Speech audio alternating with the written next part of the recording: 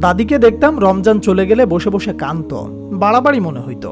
মন খারাপ ঠিক আছে, বাট এত আবেগ থাকতে হবে কেন? এরপর আর্জেন্টিনা কাপ জিতলো, অবাক হয়ে দেখলাম আমি নিজে ফুপিয়ে ফুপিয়ে কাঁদতেছি। বুঝলাম আবেগ শুধু দাদির না, আমারও আছে, খালি জায়গাটা আলাদা। উনি যতটা আবেগ দিয়ে ধর্ম প্র্যাকটিস করতেন, আমি ততটা আবেগ দিয়ে খেলা দেখতাম। হজ উমরাতে যাইয়া হজরে আসওয়াদের চুমু খাওয়ার হুড়োহুড়ি দেখে যে লিভারেল মুখ বাঁকায়, সেই আবার আতিফ আসলামের কনসার্টে যাইয়া তারে ধরে চুমু খায় পাগলের মতো।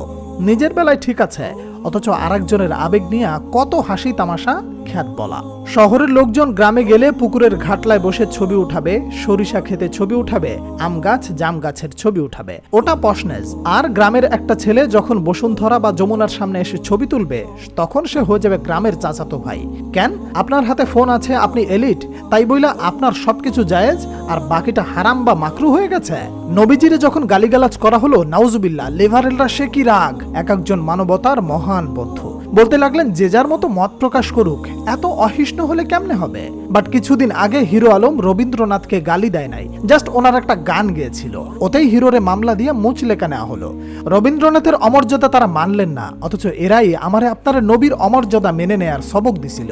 আবার দেখেন, একটা জাতীয় সঙ্গীত নিয়ে একজন একটা কথা কইছিল, তাকে কি বিপদেই না পড়তে হইল, কত প্রতিবাদ। এখন আর কেউ বলে না এত অহিষ্ণ হলে হবে।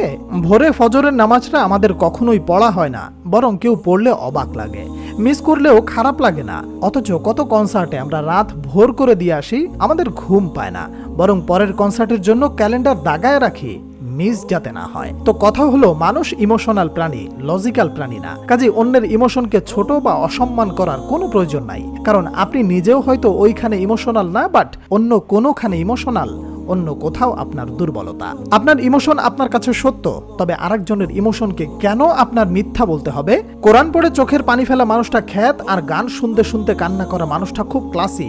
এই ফাত্রা মানদণ্ড বানাইছেটাকে? কোথায় পাইলেন আপনারা এমন কথা?